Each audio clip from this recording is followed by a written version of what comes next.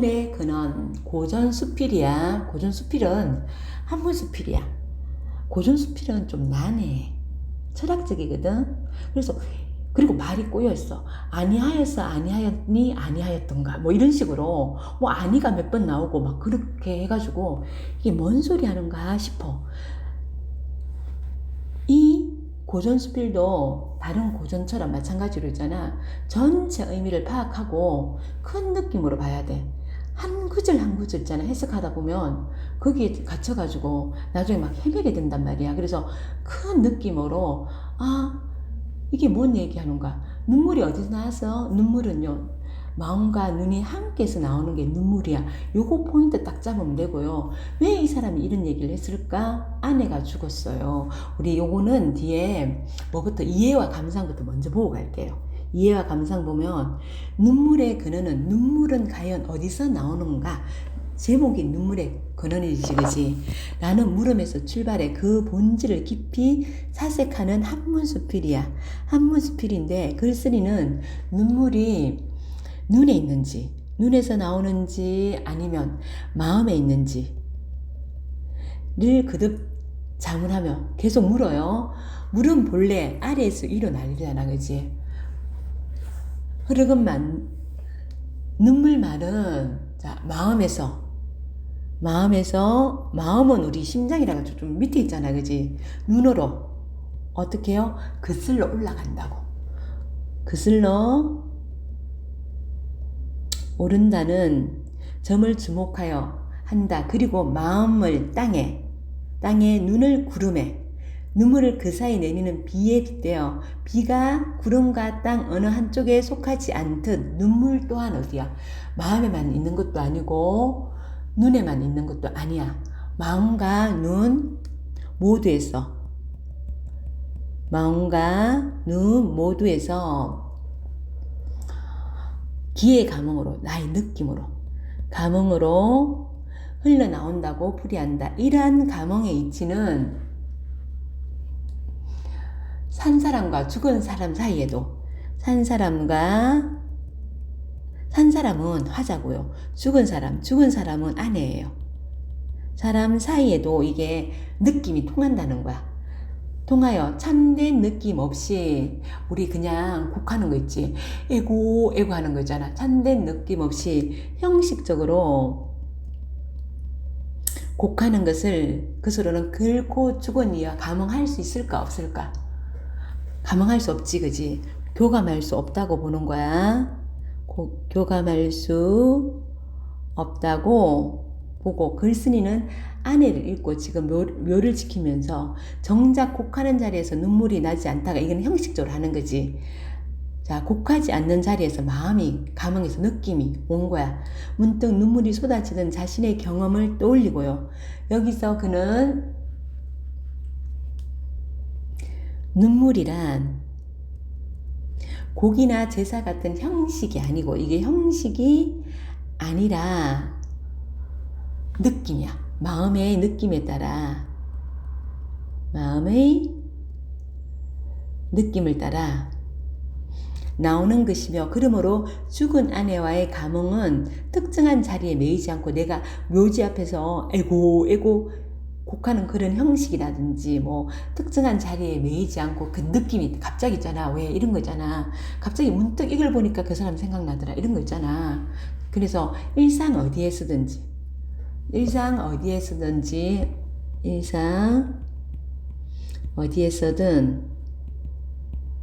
무언가에 부딪힐 때마다 일어난다는 깨달음에 이른다. 결국 이 작품은 눈물이라는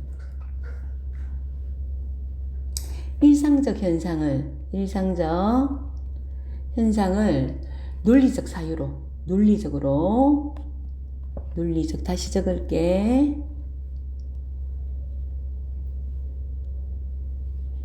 논리적 사유로 파고들어 그 근원이 곧 죽은 이를 향한 그치지 않는 그리움과 진실한 마음에 있음을 담담하면서도 절절하게 드러낸 글이다. 그러니까 아내가 죽었어. 아내가 죽으면서 아내 앞에서 막 곡을 하는데 그때 눈물이 안 나오고 어느 순간 아내가 딱 느껴지는 순간이 있는 거야. 그때 눈물이 나오는 거야. 그래서 눈물은 어디서 시작된 것일까? 그걸 생각하는 그런 작품이야. 우리 본문 들어가 볼게요. 자, 전체 내용은 그거야. 그러니까 너무 세세하게 구줄구줄 하나 이게 무슨 뜻이지? 이렇게 파고들지 말자고. 자, 계속 자문하는 거야, 자문. 눈에 눈물은 있는가? 자문. 눈물은 눈에 있는가? 눈에 눈물이 있는가가 아니고, 눈물은 눈에 있는가? 아니면 마음에 있는가? 자문하는 거지. 자, 아니면 마음에 있는가? 이 대꾸법이야. 대꾸법 굉장히 많이 써요. 눈에 있다면, 물이 웅덩이에 고여 있는 듯한가? 눈에 있다면 가정하지. 그러면 눈에 만일 눈에 눈물이 있다면 물이 웅덩이에 고여 있는 듯한가 비유했지. 웅덩이에 고인 것으로, 눈물이 웅덩이에 고여 있는 것으로 비유했고요. 마음에 있다면 똑같은 형식이지. 가정하고요. 피가 맥을 타고 다니는 것과 같은가? 이것 다 대꾸지, 그지? 그럼 피가 맥을 타고 다니는 것처럼 눈물도 이렇게 맥을 타고 다니는 건가? 이렇게 계속 자문합니다. 눈에 있지 않다면 또 가정하고요. 눈물이 나오는 것은 다른 신체 부위와는 무관하게 오직 눈만이 주관하니 눈에 있지 않다고 할 수 있는가? 자, 눈물이 눈에 있지 않다면 눈물이 나오는 것은 다른 신체 부위와는 무관하게 오직 눈만이 주관하니 눈에 있지 않다고 할 수 있는가? 아니, 눈에 있지 않다면 눈물이 이렇게 눈에서 이렇게 나오는데 그게 눈에 있지 않다고 말할 수 있어? 그것도 아닌 것 같아. 이 얘기를 하는 거야. 그리고 또 마음에 있지 않다면 마음의 움직임 없이 그 자체로 눈물이 나오는 일이 없으니 마음에 있지 않다고 할 수 있는가? 하면서 계속 있잖아. 지금 이거 뭐니? 대꾸품 사용해야지, 그지?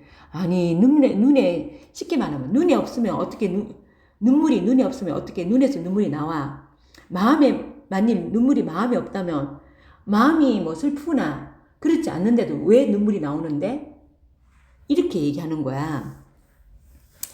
저같이, 다 같이,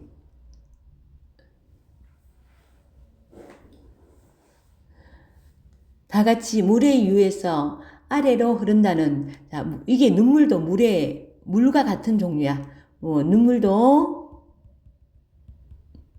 물과 같은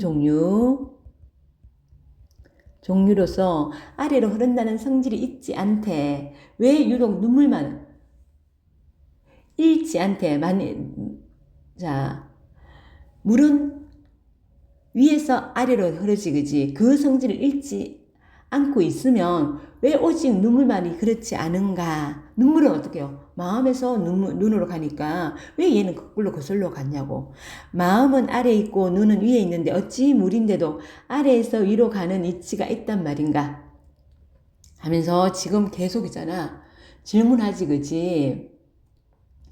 자, 눈물의 근원에 대한 의문을 제기합니다. 눈물의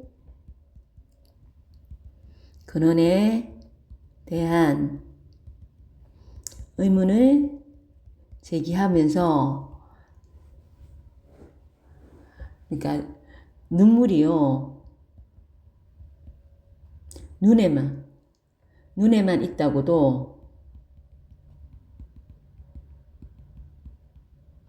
마음에만 있다고도 단정할 수 없다는 거야.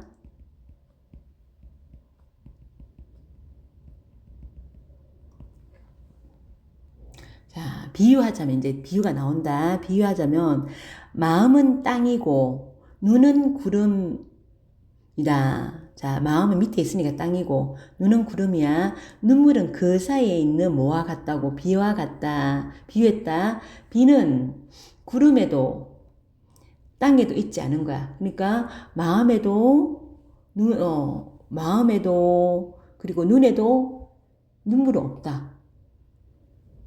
땅에도 있지 않다. 그러나 비가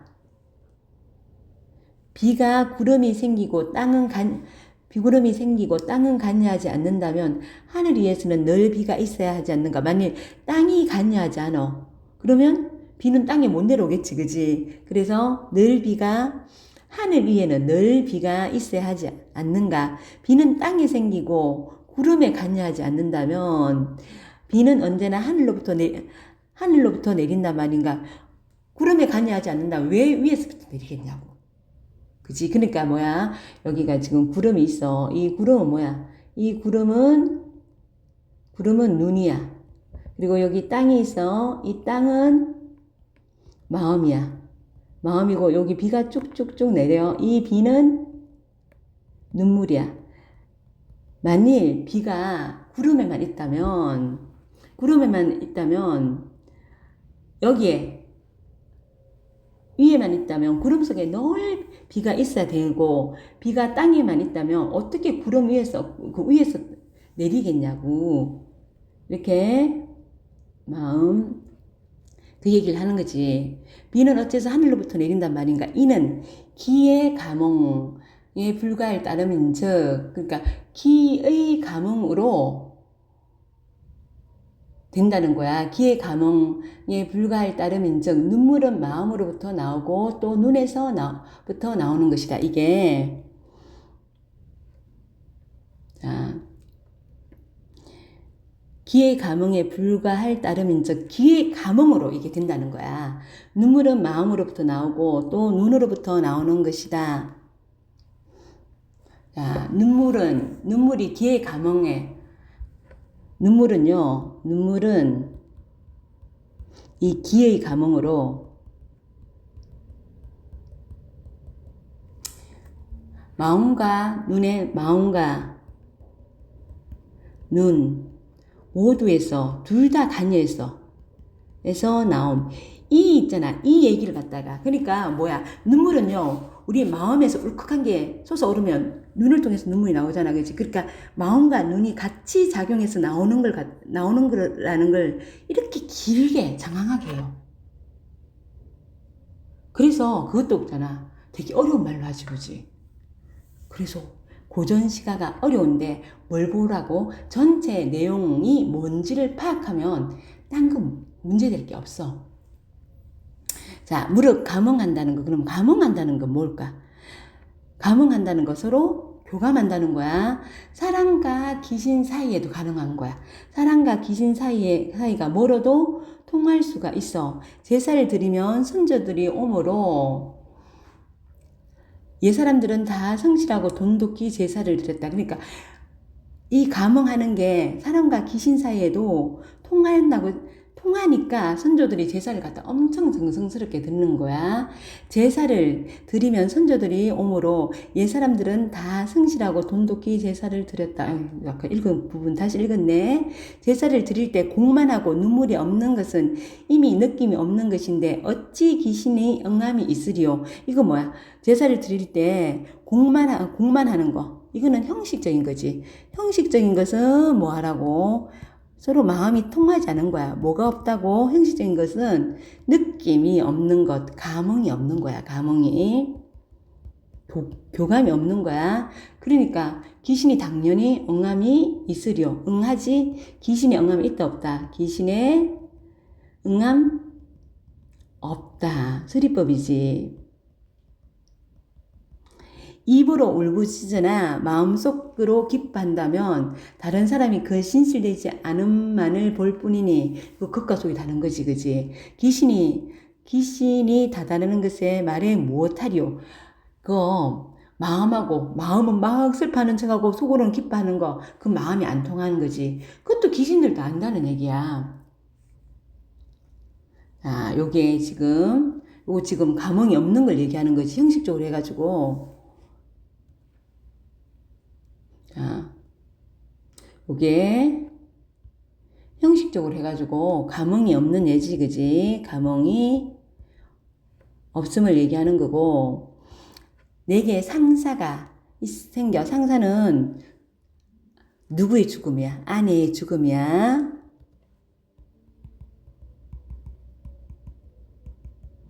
초빈은요, 밑에 보면 시신을 입간한 후 장례 지낼 때까지 안치하는 곳이 초빈이야.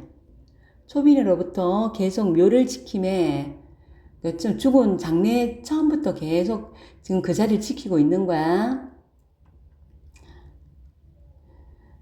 지킴이 어떤 데는 한봉곡하고도 눈물이 나다가 어떤 때는 1100번 곡해도 눈물 한 방울 나지 않을 때도 있다. 자, 여기가 지금 아내를 잃은 자신의 경험이 나온 거지. 아내를 잃은 자신의 경험이 나오고요. 그 자리에서 곡함에 어찌 슬프지 않아 눈물이 안 나오는 것이 그 자리에서 곡함에 어찌 슬프지 않아 눈물이 안 나오는 것이겠으며 자리에 있지 않아 곡하지 않음에도 문득 눈물이 줄줄 흘러내리니 신 밑에 보면 있어요. 신은 밑에 보면 죽은 아내의 혼령. 그러니까 신은 죽은 아내를 얘기하는 거지, 그지? 신과 인간 사이에 신은 죽은 아내고 인간은 누구야? 자신 하자겠지. 글쓴이겠지, 그지? 자, 죽은 아내고 인간은 나 글쓴이 사이에 이치는 진실로 아득하나. 우리 삶과 죽음 사이에 아득하지, 그지? 아득하나 느낌이 없는데 응함이 있거나 느낌이 있는데도 응함이 없는 일은 없다. 뭐야? 자, 느낌이 있는데 느낌이 없는데 응함이 있거나 느낌이 있는데 응함이 없는 일은 없다. 자, 느낌으로 온다는 거야. 느낌이 있으면 응함이 있고 느낌이 없으면 있으면 응함이 있고 느낌이 없으면 응함이 없는 거야. 그래서 느낌과 얘는 세트야. 느낌과 딱 느껴지면 서로 응하는 게 있는 거야. 감흥이 있는 거야. 교감이 있는 거야. 느낌과 응함이 짝을 이루는 거야. 느낌이 있는데 응함 없는 거. 느낌 없는데 응함 있는 거 이런 거 없다는 거야. 여기에 느낌으로 저기 응함을 알 수 있은 즉 다만 잠자리 들고 음식을 먹을 때에만 서로 통하는 게 아니다. 문득 느껴지는 거 있잖아, 그지? 천리를 떨어지고 여러 해를 지나 즐거운 마음으로 금은고 피리가 가득한 자리에 있을 때 일처리를 하느라 여기서부터 발로할게. 하느라 물건이 책상 위에 수북할 때 술을 마셔 내 몸을 잊을 때 바둑 장기에 정신을 팔고 있을 때 이 모든 경우는 다 눈물과 관계없지만 무언가 저촉됨이 있으면 느낌이 있게 된다. 우리 그런 거 있잖아. 갑자기 있잖아. 뭘 봐가지고 그 사람 생각이 확 나는 거.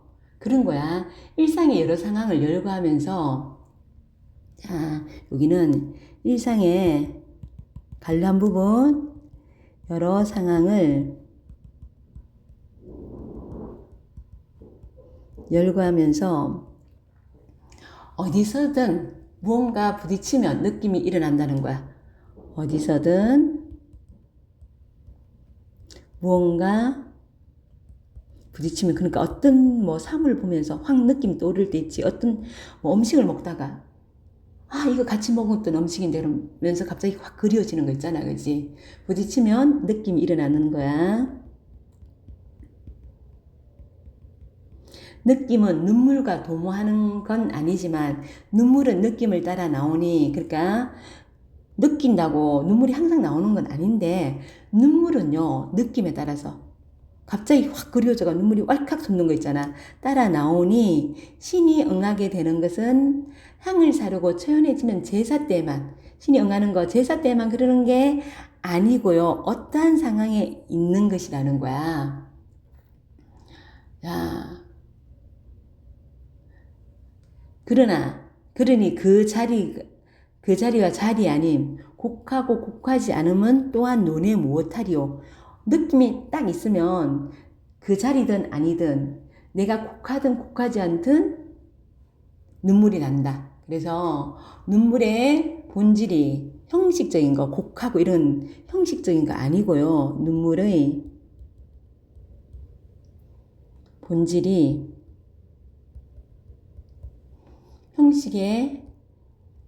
형식에 있는 것이 아니라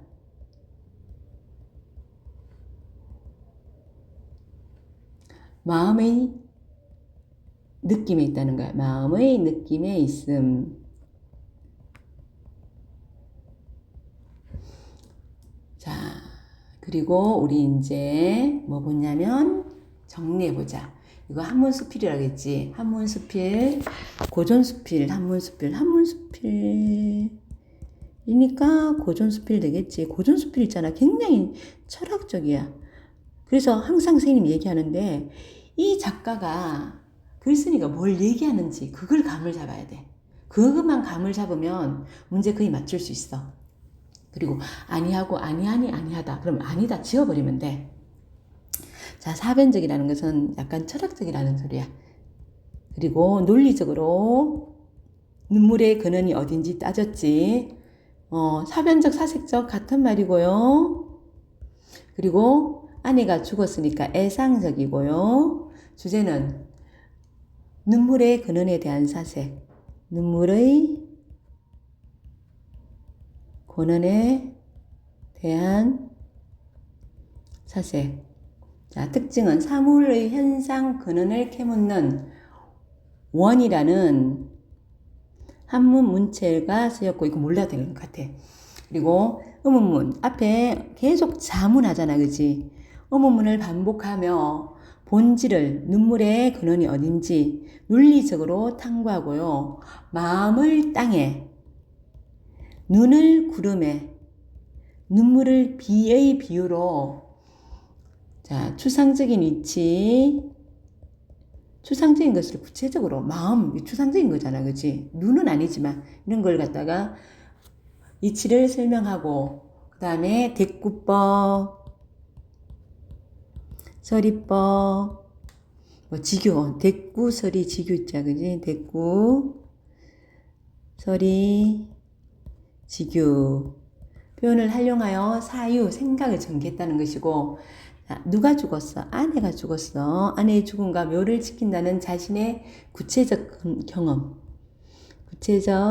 경험을 근거로 삼았다. 자, 여기까지고 수고하셨습니다.